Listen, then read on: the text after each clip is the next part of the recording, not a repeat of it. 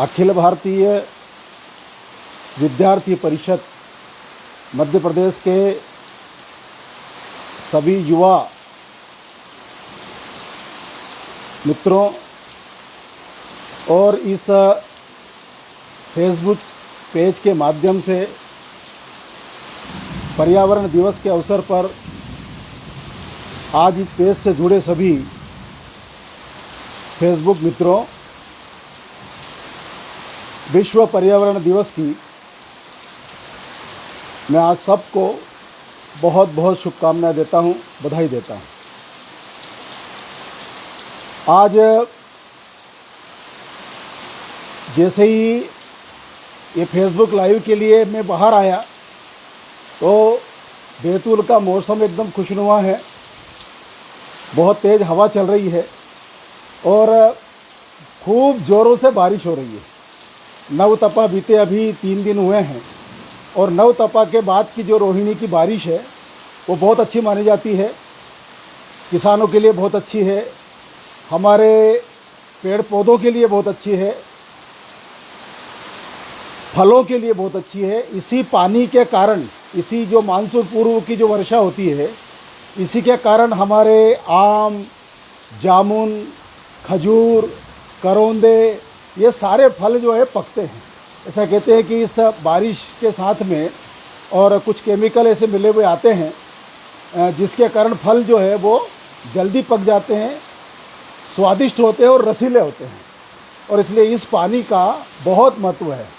और आज विश्व पर्यावरण दिवस है और आज देश भर में, दुनिया भर में लोगों ने पौधारोपण किया है, भिन्न भिन्न आयोजन पर्यावरण दिवस के दिन किया है। हमने भी आज सोना घाटी की पहाड़ी पर और एक त्रिवेणी का रोपण किया है, तो उसको भी पर्याप्त मात्रा में पानी मिल गया। इससे प्रसन्नता की और क्या बात हो सकती है।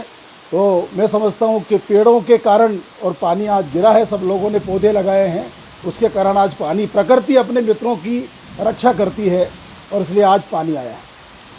आज हम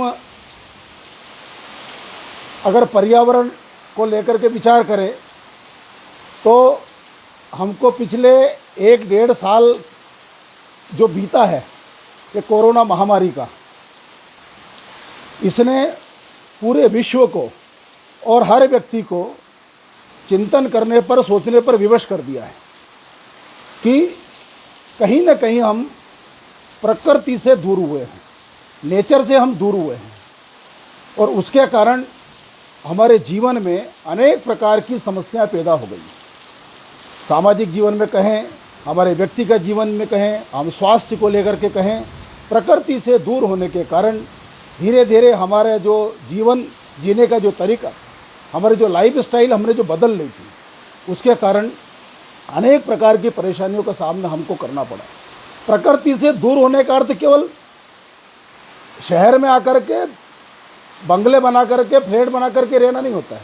प्रकृति से दूर होने का अर्थ है कि ये जो चराचर जगत है, ये जो जैव विविधता है, इस जैव विविधता से नाता तोड़ लेना। प्रकृति से दूर होने का अर्थ है कि हम सारी आर्टिफिशियल चीज़ों पर निर्भर हो जाना।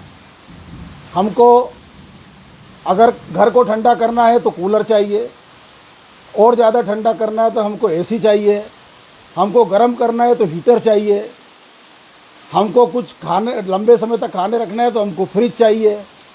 तो ये जो आर्टिफिशियल चीज़ें हैं जो प्रकृति से दूर है, उन सब का हमारे जीवन में इतना और प्रवेश हो गया कि उसके बिना जीवन की कल्पना ही संभव नहीं थी। और उसके कारण जो ह्यूमैनिटी पावर की जो बात हो रही है आज, मनुष्य की जो जीवनी शक्ति है, ये इन प्रकृति से दूर होने के कारण हमारी जीवनी शक्ति धीरे धीरे कम हो गई। और उसके कारण ये जो महामारी का दौर आया, उस महामारी के दौर में और बहुत पैनिक हुआ, अनेक लोग उस बीमारी से ग्रसित हुए और सारी दुनिया ये सोचने पर विवश हुई कि कहीं ना कहीं हमको फिर से प्रकृति के निकट जाना होगा, प्रकृति के निकट रहना होगा। और इस दृष्टि से हम जब भारत का विचार करते हैं, अपने देश का विचार करते हैं, अपनी संस्कृति का विचार करते हैं, अपने धर्म का विचार करते हैं, तो ध्यान में आता है कि हमारी तो जो संस्कृति है वो संस्कृति अरण्य संस्कृति रही है। अरण्य संस्कृति में ही और भारत ये भारत के नाम से सारी दुनिया में प्रसिद्ध हुआ है और विश्व गुरु कहलाया है। इन्हीं पेड़ों के नीचे, इन्हीं नदियों के किनारे, इन्हीं सरोवरों के किनारे, बड़े बड़े और पहाड़ों के ऊपर, जहाँ पर सारी ज्ञान का उद्भव हुआ है। नदियों के किनारे, सरस्वती के किनारे वेदों की रचना हुई है। तो जितना भी ज्ञान हुआ है, जितना भी वांग्मय हमारा है, वो इस प्रकृति के सानिध्य में ही रचा गया है।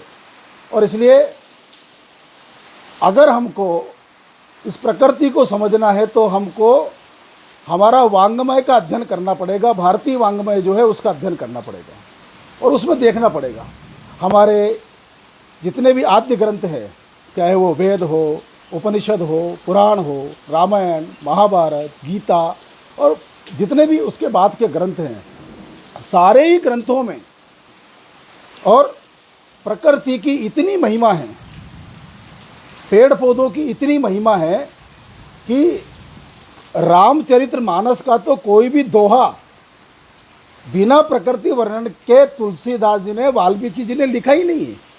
कोई श्लोक ऐसा, एक श्लोक से दूसरे श्लोक, एक दोहा से दूसरे दोहा जो हम पढ़ते हैं और बीच में चौपाइयाँ और छंद जो आते हैं, उसमें पूरा प्रकृति का वर्णन है। कहीं भी हम पढ़ेंगे तो प्रकृति का वर्णन उसमें आता है।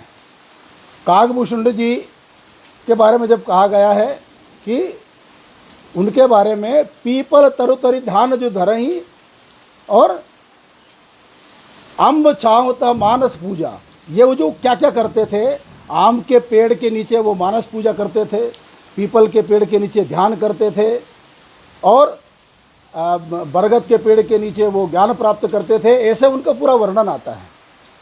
तो पेड़ों के नीचे, वृक्षों के नीचे और जंगल के बीच में हमारे गुरुकुल हुआ करते थे, हमारे आश्रम हुआ करते थे। वहाँ पर ज्ञान प्राप्त करने के लिए और विद्यार्थी जाता था और प्रकृति के सानिध्य में रहकर के वो ज्ञान प्राप्त करता था। और उसके कारण प्रकृति के प्रति उसका स्वाभाविक प्रेम, प्रकृति के प्रति उसकी स्वाभाविक निकटता, उसके प्रति अपनत्व, उसके प्रति श्रद्धा, यह भाव उसके मन में आता था। हमारे घर में बिना पढ़े लिखे दादी, नानी, दादा क्या बोलते थे, शाम हो जाने के बाद अगर हमने तुलसी को हाथ लगाया, शाम होने के बाद हमने किसी पेड़ को हाथ लगाया तो नहीं नहीं नहीं, पेड़ को हाथ नहीं लगाना बेटे, सो गया है, पेड़ सो गया है, अब उसको जगाना नहीं, उसको दिक्कत होगी, उसको कष्ट होगा। ये भारत के छोटे से गांव में 70-80 साल के दादा, नाना, नानी ये कहा हमको बताते थे और दुनिया उस पर हंसती थी। पेड़ पौधों में कोई जान होती है क्या? और इसको भी सिद्ध किया हमारे भारत के महान वनस्पति वैज्ञानिक जगदीश चंद्र बसु ने। उन्होंने सिद्ध किया कि पेड़ पौधों में प्राण होते हैं, वो अलग कहानी है। तो ये तो हजारों हजार वर्षों से हमारे यहाँ पर था। वैज्ञानिक रूप से उन्होंने दुनिया के सामने सिद्ध किया कि पेड़ पौधों में प्राण होते हैं। और इसलिए हमारे जितने भी वैद्य हैं, जितने भी डॉक्टर जो हैं, वो औषधि लेने के लिए किसी पेड़ से के पास जाते थे तो एक दिन पहले जाकर के शाम को जाकर उससे आह्वान करते थे। उनको कोई बबूल की छाल चाहिए या उनको किसी कनेर का और फूल चाहिए या उनको बरगद का फल चाहिए, जिसके भी पेड़ का उनको औषधि के रूप में उपयोग करना होता था। एक दिन जाकर पहले उसको आह्वान करते थे कि हे वृक्ष देवता, मैं कल प्रातः काल तुमसे औषधि लेने के लिए आऊँगा, मैं जो औषधि ले जाऊंगा उसमें अपनी सारी औषधि गुण समाहित करे। और सुबह जाता था, ऐसे ही नहीं जाता था, एक लोटा लेकर के जाता था पानी भर के, और वो एक लोटा जल उस पेड़ में चढ़ाता था।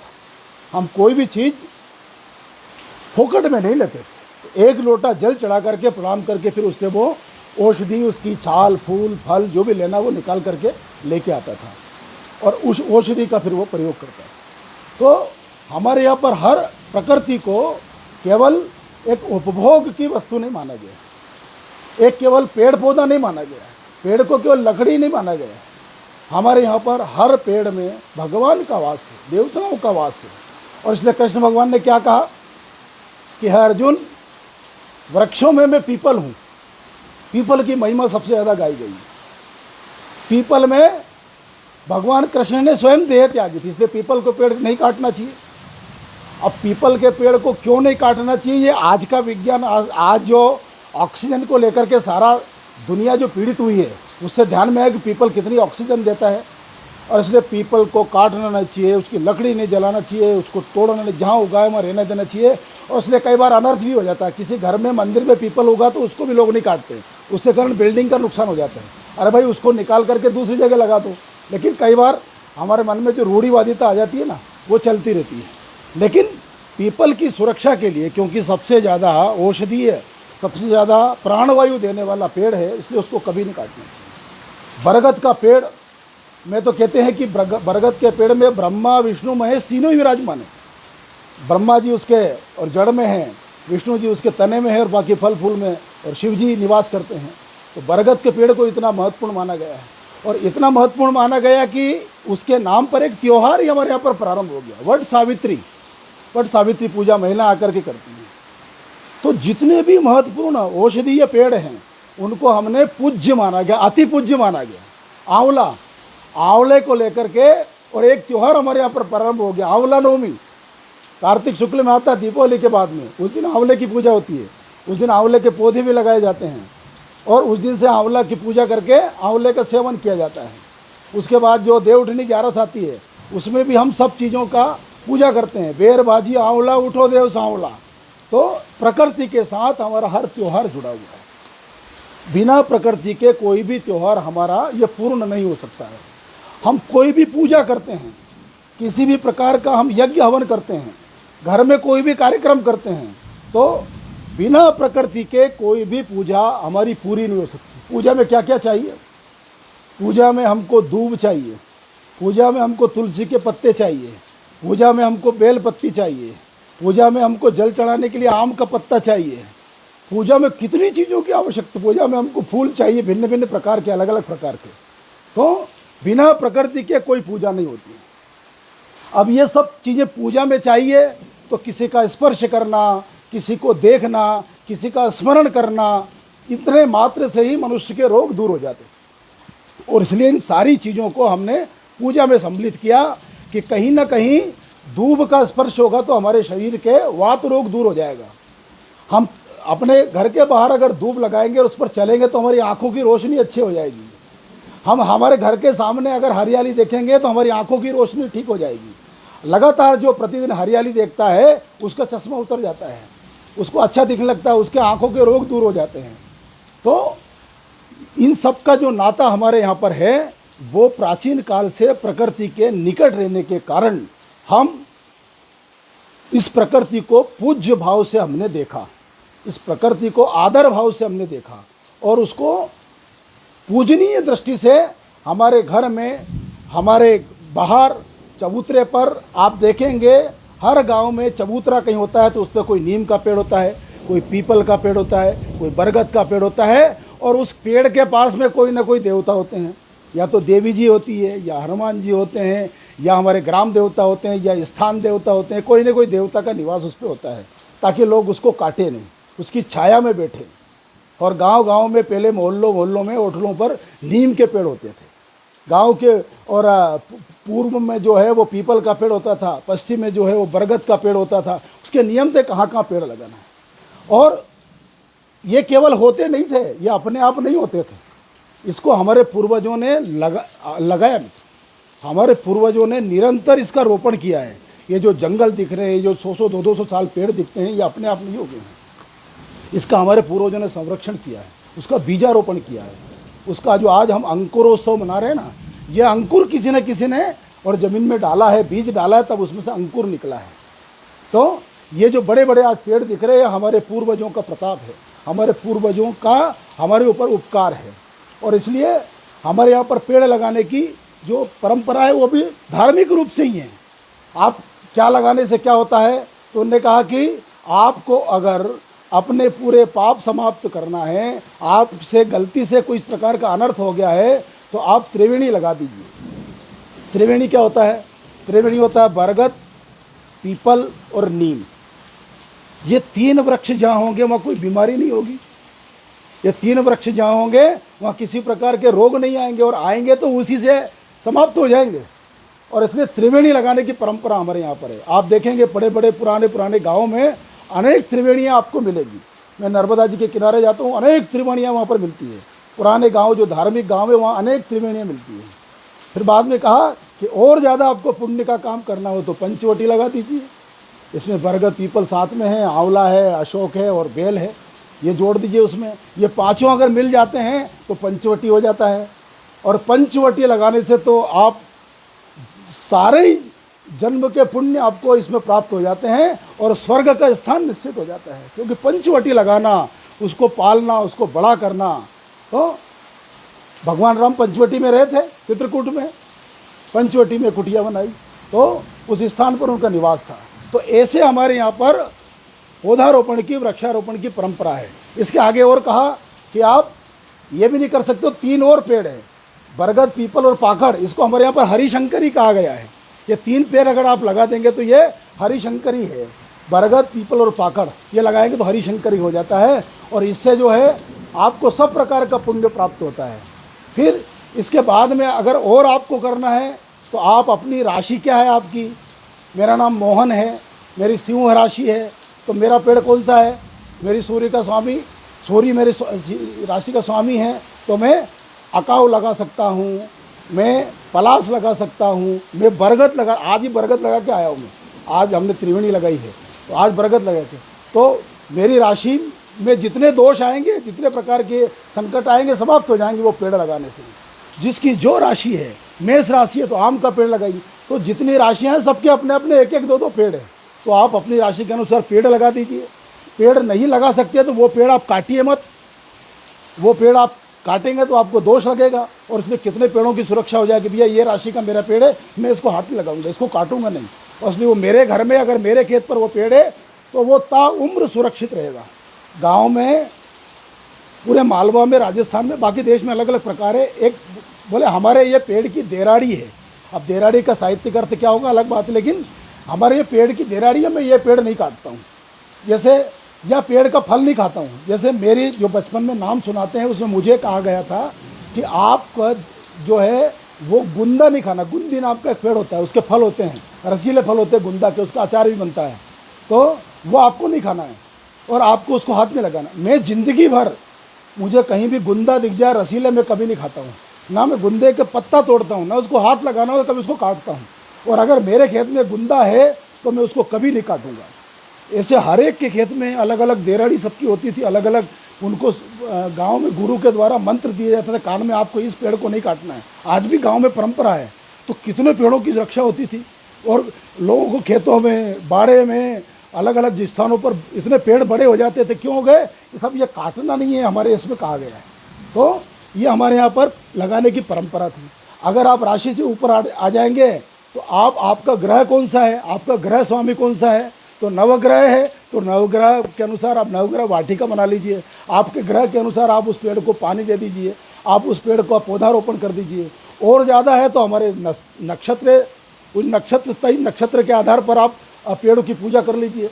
आपको जो नक्षत्र ऊपर है उस मनाने की उसको ज़रूरत नहीं। जो ग्रह है उस ग्रह को अगर आपको सुरक्षित रखना है, आपका कोई नुकसान नहीं हो, तो आप धरती पर आकर के उसका एक पेड़ लगा दीजिए, तो वो ग्रह शांत हो जाएगा।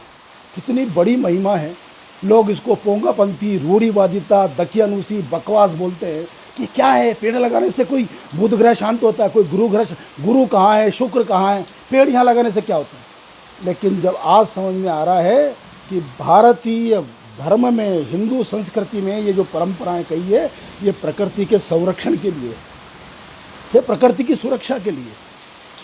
और जब आप नक्षत्र वाटिका लगाएंगे, जब आप ग्रह वाटिका लगाएंगे, जब आप राशि वाटिका लगाएंगे, तो एक जंगल खड़ा हो जाएगा। गांव गांव में जंगल खड़े हो जाएंगे। मैं मध्य प्रदेश सरकार को धन्यवाद देना चाहता हूं, आदरणीय शिवराज सिंह जी को, कि उन्होंने गांव गांव में नक्षत्र वाटिका बनाने के लिए स्थान दिए हैं कि आप हर पंचायत अपने गांव में नक्षत्र वाटिका, अगर उसके पास ज़मीन है तो नक्षत्र वाटिका वो लगा सकते हैं। और वो स्वयं भी एक पेड़ रोज लगा रहे हैं।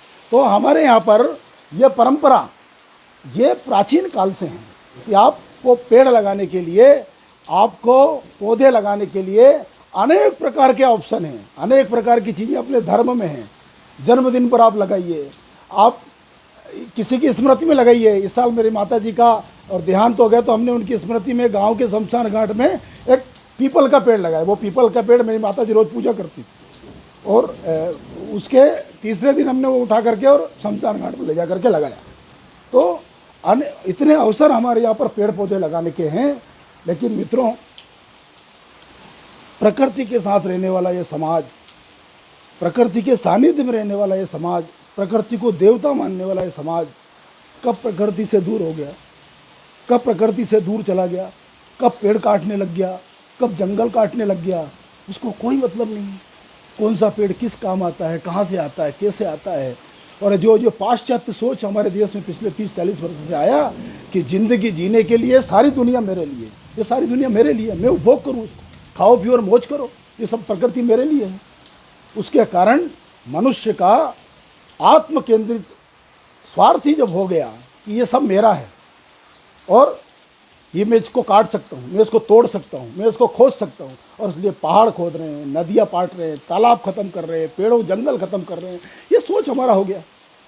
और उसके कारण हमारी जितनी भी नदियाँ थी वो सब गंदी हो गई, नदियों की जो धाराएं वो टूट गई, हमारे जितने तालाब पुराने थे सब खत्म हो गए, लोगों के अतिक्रमण हो गए, बड़े बड़े डैम बन गए। उसके कारण गाँव की जो परंपरागत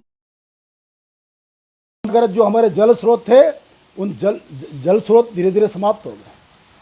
और उसके कारण हमारी जो पारिस्थितिक तंत्र थे, वो पारिस्थितिक तंत्र धीरे धीरे समाप्त हो गए। चाहे वो नदियाँ हो, चाहे वो तालाब हो, चाहे वो सरोवर हो, चाहे वो झीलें हो, चाहे वो पोखर हो, ये जितने हमारे पारिस्थितिक तंत्र थे जिसमें हजारों लाखों की संख्या में जैव विविधता पलती थी, और इस जैव विविधता के कारण हमारा जीवन, मनुष्य का जीवन है। ये जो 84 लाख जो हमारे यहाँ पर जन्म लेने की जो परंपरा है कि मनुष्य को 84 लाख योनियों में से गुजरना पड़ेगा, उसके बाद मनुष्य का जन्म मिलेगा। तो ये 84 लाख क्या है? इसमें 20 लाख, कितने लाख से ज़्यादा तो पेड़ पौधे ही हैं। हमको बनना है कभी न कभी बरगद, हमको आम बनना है, हमको भी कभी न कभी कोई ना कोई कटीला वृक्ष बनना है, बबूल भी, सब बनना है हमको भी कोई ना कोई नोचेगा, हमको भी कोई ना कोई काटेगा, तो सबको सब में जाना है। और ये 84 लाख जीव जंतुओं में से अगर एक का भी जीवन खतरे में पड़ा तो मनुष्य का जीवन खतरे में पड़ जाएगा, मनुष्य का जीवन खतरे में पड़ जाएगा। और आज मनुष्य का जीवन खतरे में दिख रहा है, हम सब देख रहे हैं कि मनुष्य खतरे में आ गया। क्यों? क्योंकि हमने इस जैव विविधता की कितनी ही कड़ियों को तोड़ दिया। श्रृंखलाएं हैं, जीव श्रृंखलाएं हैं, जीवो जीवस्य भक्षणम, जीवो जीवस्य भक्षणम और जीवो जीवस्य रक्षणम, दोनों प्रकार की बातें हमारे यहाँ पर है। और हम उस श्रृंखला को समाप्त कर रहे हैं। हमने एक श्रृंखला को खत्म कर दिया, गिद्ध गायब हो गए, चील गायब हो गई, अब धीरे धीरे दिखते नहीं है। पहले कोई जानवर मरने वाला होता था, 3 दिन पहले गिद्ध चील आकाश पर मंडराने लगते थे गांव पे। आज मरे हुए जानवर को खाने वाला कोई नहीं है। जिस दिन कौवे खत्म हो जाएंगे उस दिन क्या होगा? सियार खत्म हो गए, गीदड़ खत्म हो गए, लकड़बग्गा खत्म हो गए। जो मर जाएगा उसको खाने, कितनी महामारियां फैलेगी, और ये महामारियां कहीं ना कहीं इसी रूप में जन्म लेती हैं। तो हमने एक श्रृंखला को बाधित किया है, अनेक जीव जंतुओं को समाप्त किया है। ऐसे जीवों की श्रृंखला है। आप 84 कड़ियों की एक चेन ले लीजिए कुएं से पानी निकालने के लिए, अगर एक कड़ी उसमें से टूट जाए या कमज़ोर हो जाए तो पानी निकाल सकते हैं क्या? नहीं निकाल। तो ये 84 लाख की एक श्रृंखला है, सबके ऊपर एक दूसरे का जीवन अवलंबित है। सबके ऊपर एक चीज़ खत्म हो गई तो हम मर जाएंगे, एक चीज़ खत्म हो गई तो हम मर जाएंगे। मधुमक्खी अगर खत्म हो गई, हमारे यहाँ पर पहले से ही कहा गया, मधुमक्खी का खूब वर्णन है, लेकिन आइंस्टीन ने कहा है, तब तो मान लो, आइंस्टीन ने कहा है कि अगर मधुमक्खियां दुनिया से खत्म हो गई तो 4 साल में मनुष्य जाति दुनिया से खत्म हो जाएगी। कितने आश्चर्य की बात है, कितने आश्चर्य की बात है। जो मधुमक्खी हमको दिखती नहीं है उससे हमारा जीवन चल रहा है। क्यों? क्योंकि 80% फसलें जो पैदा होती है उसमें परागण का काम मधुमक्खी करती है, कीट पतंगे करते हैं, तितलियां करती है, छोटे छोटे जो भुनगे आते हैं वो करते हैं काम। और ये जिस दिन खत्म हो जाएंगे उस दिन हमारा क्या होगा? हम वैसे खत्म हो जाएंगे, खाद्यान्न पैदा होना बंद हो जाएगा दुनिया से। तो ये सब कहाँ रहते हैं? ये सब कहाँ रहते हैं? सब पेड़ों पर रहते हैं। हमारे जैसे घर बनाकर नहीं रहते हैं, सब पेड़ों पर रहते हैं। हजारों प्रकार की मधुमक्खियाँ हैं, सब पेड़ों पर अपना घर बनाती है और वहाँ रहती है। और ये पूरे जो हम रसीले आम आज खा रहे हैं, जो हम भिन्न भिन्न प्रकार के फलों का रस लेते हैं, सब मधुमक्खियों की कृपा है। मधुमक्खियाँ भी पेड़ों पर रहती हैं। जितने प्रकार की चिड़िया है, चोंच मारेगी कोयल, चोंच मारेगा तोता, तब जाकर के आम पकेगा। आप आम के ऊपर जाली डाल दो आम आने के बाद में, एक भी अंदर मधुमक्खी को किसी को जाने मत दो, वो आम कभी नहीं पकेगा। कोई ना कोई चोंच मारेगा तब जाकर के पकेगा। उनकी कृपा है। सब एक दूसरे से जुड़े हुए हैं, सबका प्रकृति में उपयोग है। तो इसलिए कोई भी जीव ऐसा नहीं है जिसका प्रकृति में उपयोग नहीं है, और मनुष्य से उसका कोई संबंध हो या नहीं हो, लेकिन मनुष्य जीवन के लिए वो अत्यावश्यक है। और इस दृष्टि से ये सारे जीव जंतु रहते हैं, ये सब पेड़ों पर रहते हैं, पेड़ों पर घर बनाते हैं। और इसलिए जैसे जैसे पेड़ खत्म होते जा रहे हैं, हम देख रहे हैं कि जीव जंतु समाप्त हो रहे हैं। हमारे फसलों पर कीड़े खाने वाले पक्षी कहाँ बैठेंगे? एक भी पेड़ नहीं है, खत्म कर दिए।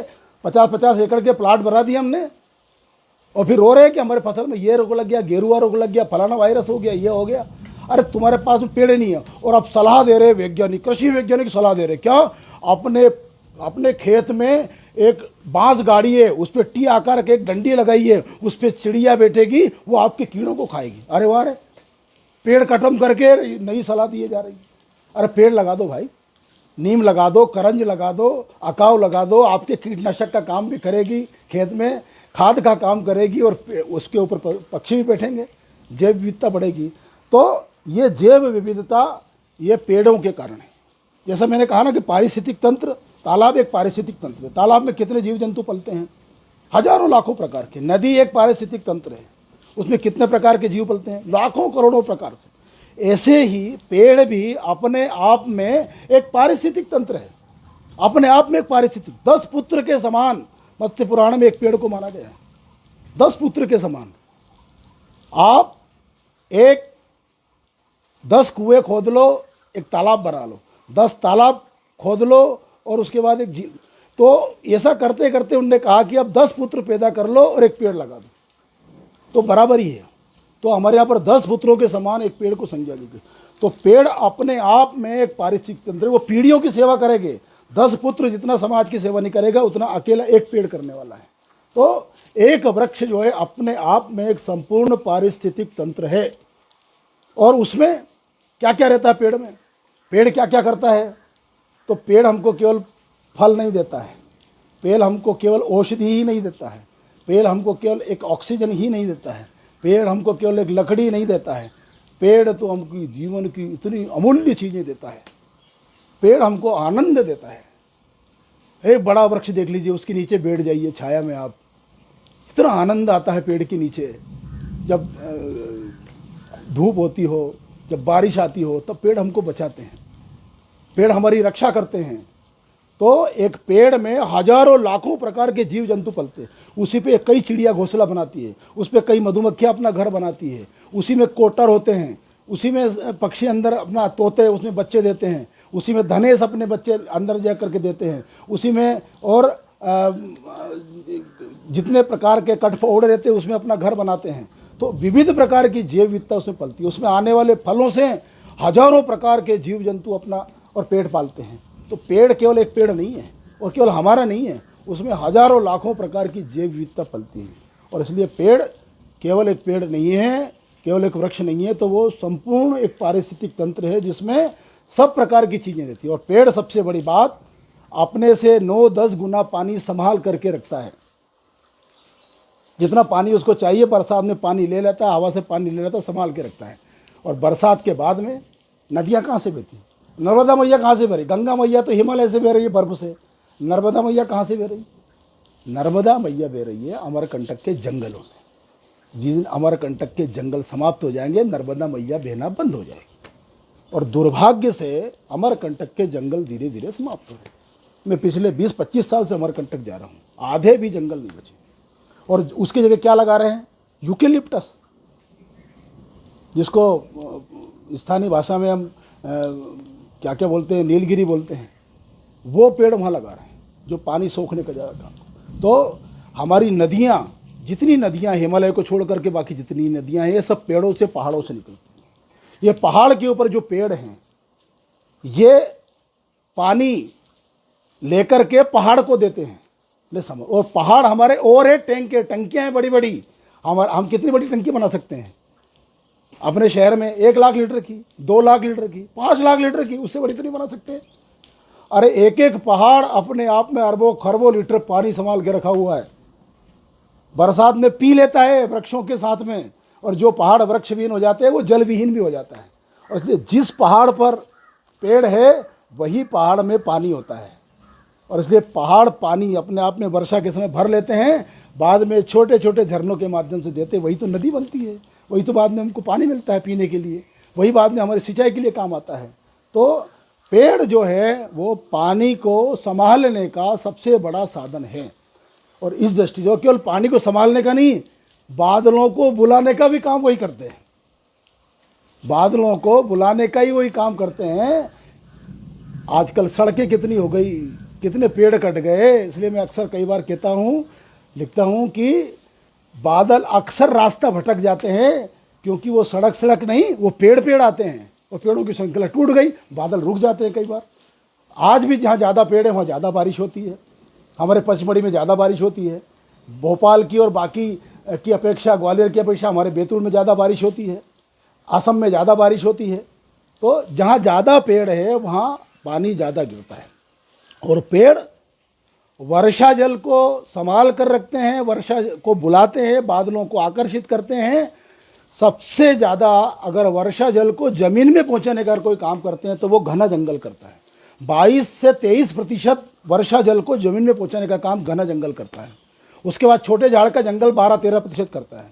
उसके बाद हमारी जो ज़मीन है जिसमें उपजाऊ खेती होती है वो 7-8% करती है। और बंजर ज़मीन में मुश्किल से 3 से 4% पानी इस ज़मीन के अंदर जाता है। और शहरों की तो बात ही छोड़ दो, शहर में तो सब पक्का हो गया, कुछ बचे ही नहीं वहाँ पर। तो ये पेड़ हमारे केवल वृक्षारोपण, पौधारोपण, अंकुरोत्सव केवल इतना सा नहीं है, हम पूरी की पूरी एक पीढ़ी के लिए बहुत बड़ा काम कर रहे हैं। विद्यार्थी परिषद के मेरे मित्रों, हम अंकुरोत्सव आज फेसबुक पर मना रहे हैं। बहुत लोगों ने आज और पेड़ पौधे लगाए हैं। आजकल तो इतना सरल तरीका हो गया कोई सा भी त्यौहार मनाने का। विश्व पर्यावरण दिवस आया, फेसबुक से, इंटरनेट से, गूगल से फ़ोटो निकालो, बाजू में अपना फ़ोटो लगाओ और बहुत बहुत शुभकामनाएं आपको, वृक्ष लगाएं और बचाएं, ऑक्सीजन बनाएं, सब ऐसा करके डाल देते हैं। अरे भाई खुद एक लगा दो, जाकर के उसका फ़ोटो डाल दो। तो आजकल सब आर्टिफिशियल होता जा रहा है, हर सब चीज़ें वहीं की वहीं कर दो, कुछ करने की ज़रूरत नहीं है। और फेसबुक पर हमको लिखता कि वाह कितना दुनिया हरी भरी हो गई है, बाहर निकल के देखो तो कुछ नहीं है। तो हमको प्रत्यक्ष रूप से ज़मीन पर आकर के काम करना होगा, और ये काम युवाओं को करना होगा। आज युवाओं ने कोरोना महामारी में इतना बड़ा काम किया है, अलग अलग संस्थाएं बनाकर, और विद्यार्थी परिषद ने पूरे समय अपनी जान जोखिम में डाल करके विद्यार्थी परिषद के कार्यकर्ताओं ने, और जिस भी माध्यम से काम किया, किसी को ब्लड चाहिए, किसी को प्लाज्मा चाहिए, किसी को रेमडेसिविर चाहिए, किसी को ये इंजेक्शन चाहिए, तमाम में देखता रहता था, दिन रात व्यवस्थाएं करते रहते। उसमें अलग अलग ग्रुप बना करके उन्होंने काम किया है। हम सबको ध्यान में आ गया कि प्रकृति का निकटता कितनी आज आवश्यक है, और इस दृष्टि से हम सब अपना पूरा ध्यान, अभी यह महामारी कोई एकदम जाने वाली नहीं है, तो हम सब अपना मन पर्यावरण की दृष्टि से लगाएं। जो भी हमारे निकट का स्थान है उसको हरा भरा करने का काम करें। कोई बाग बगीचा होगा, कोई खाली ज़मीन पड़ी होगी, हमारा खेत बाड़ी होगी, हमारा घर होगा, हम जल संरक्षण और पौधारोपण, ये 2 बड़े काम निकट भविष्य में इस दशक में हमको करना है, और इतने बड़े पैमाने पर करना है कि 2003 के बाद का जो दशक में हम प्रवेश करेंगे, हमारा भारत जो आज 20% भी वन से नहीं बचा है, हम फिर से 40% तक वन ले जाएंगे। जिस देश में आधा है वन नहीं है, 30-35% से ज़्यादा वन नहीं है, उस देश में रहना कितना कठिन होगा, या आप उन दुनिया के लोगों से पूछ सकते हो, अरब राष्ट्रों से पूछ सकते हो, या राजस्थान में रहने वाले लोगों से पूछ सकते हो। रेगिस्तान बढ़ रहा है धीरे धीरे, उत्तर प्रदेश की ओर आ रहा है, मध्य प्रदेश की ओर आ रहा है। राजस्थान के किराने रहने वाले मित्रों, लगाओ पेड़ पौधे, लगाओ, नदी बचाओ, पानी की सुरक्षा करो, वर्षा जल जितना आता है हम जाने नहीं देंगे उसको। और इसलिए यह काम हम सब का है। अनेक विषय है, अनेक कथाएं हैं वृक्षों को लेकर के, उस सब की आज आवश्यकता नहीं है। आज विश्व पर्यावरण दिवस पर भाई अनुज जी ने और अपने जो मीडिया प्रभारी जी हैं, उनका आग्रह था कि मैं आप सब से इस विषय पर और कुछ चर्चाएं करूं, कुछ बातचीत करूं। तो मेरे मन में जो बातें आती थी, हम तो यहाँ पर बैतूल ज़िले में और अनेक अभियान चलाते हैं। मत आपकी सदा निरा अभियान चल रहा है जो हम बीजारोपण करते हैं। एक गंगा अवतरण अभियान के नाम से पिछले 5-6 वर्षों से काम बैतूल की सोना घाटी पर चल रहा था। और मुझे कवियों में बहुत प्रिय लगते हैं भवानी प्रसाद मिश्र जी।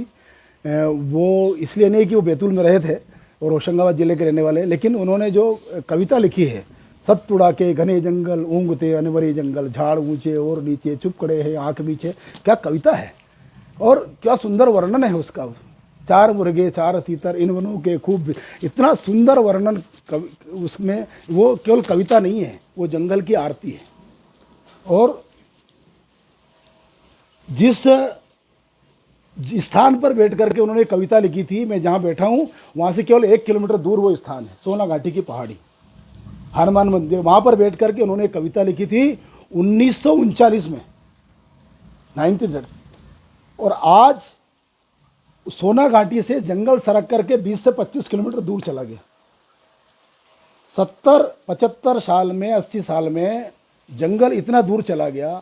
हम अनाज लगा लें और कितने वर्षों में जंगल खत्म हो जाएगा अगर ये गति, अब तो और गति बढ़ गई कटने की अगर हमने नहीं लगाया तो इसलिए जहाँ उन्होंने कविता लिखी थी वहाँ कितना घना जंगल होगा उस समय। वहाँ पर वो वृक्षविहीन पहाड़ी पर हमने पिछले 5-6 वर्षों से काम शुरू किया मित्रों के साथ में। और उस पहाड़ी पर पहले हमने पानी रोकने का काम किया, क्योंकि पेड़ लगाना तो पानी चाहिए, पहाड़ में नमी चाहिए। तो हमने पहले उस पर खंतियाँ खोदने का काम शुरू किया, कंट्रोल ट्रेंच बनाए 6x2x2 के। और अब आश्चर्य करेंगे, बैतूल के हज़ारों लोग उसमें आ गए आह्वान करने पर। 8,500 लोगों ने अभी तक उस पर श्रमदान किया है और 5,000 से अधिक खंतियाँ उस पर निर्माण हुई हैं और 4,500 से अधिक पौधे उस पर लगाए हैं। और इतने ही हज़ारों पौधे जो प्राकृतिक रूप से झाड़ियाँ जो काट दी थी लोगों ने, वो फिर से उसको बढ़ाया, संरक्षित किया है। और आज 5-6 साल के बाद में उसका दृश्य कुछ बदला सोना घाटी की पहाड़ी का दिख रहा है।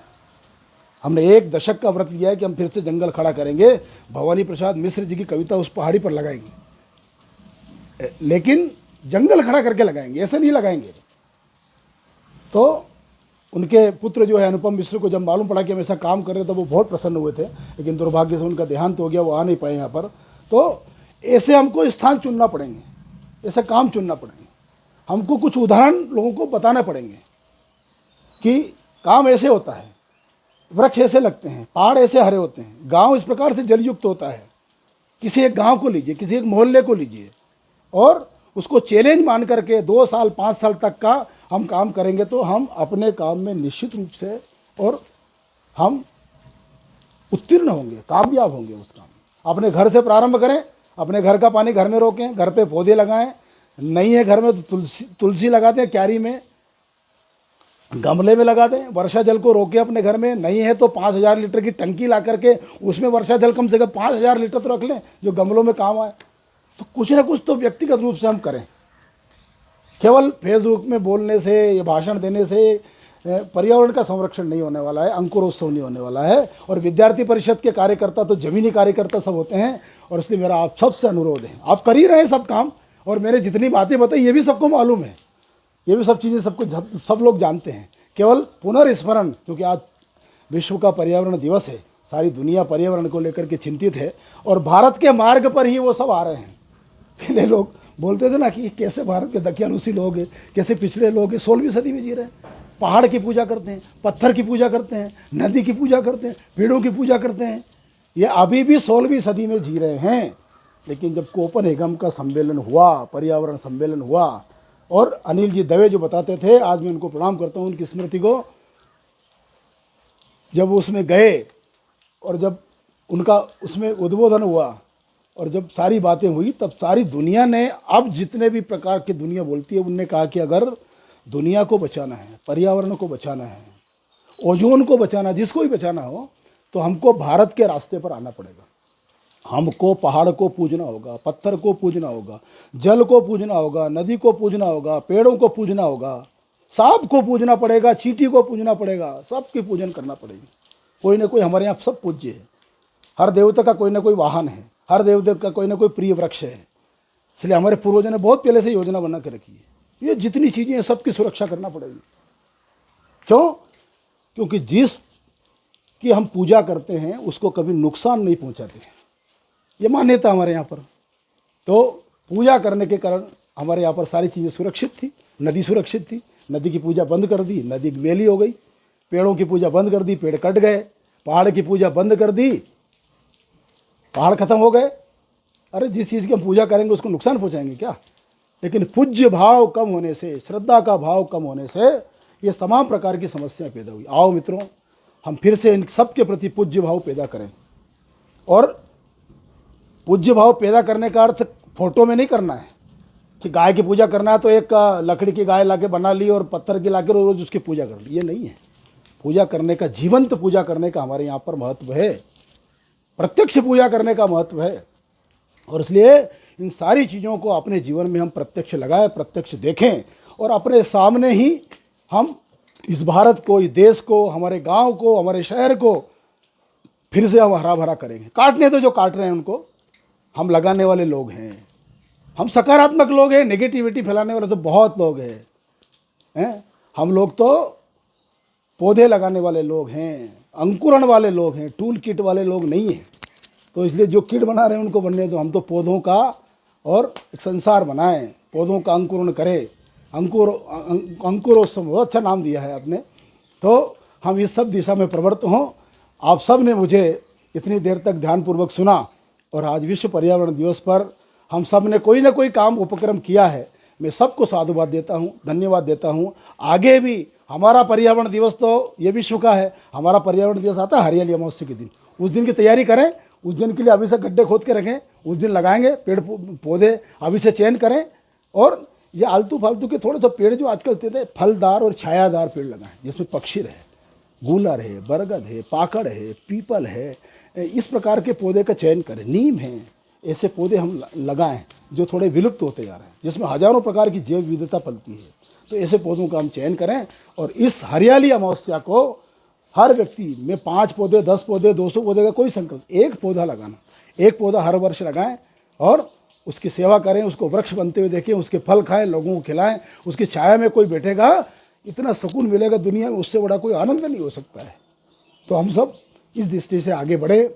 आज पर्यावरण दिवस पर पुनः आप सबको शुभकामना देते हुए मैं आप सबको धन्यवाद देता हूं कि इतनी देर तक आप सब ने मेरी बात को ध्यान से सुना। बहुत बहुत धन्यवाद। विद्यार्थी परिषद के कार्यकर्ताओं को एक बार फिर से धन्यवाद। छात्र शक्ति जिंदाबाद, पर्यावरण जिंदाबाद। धन्यवाद।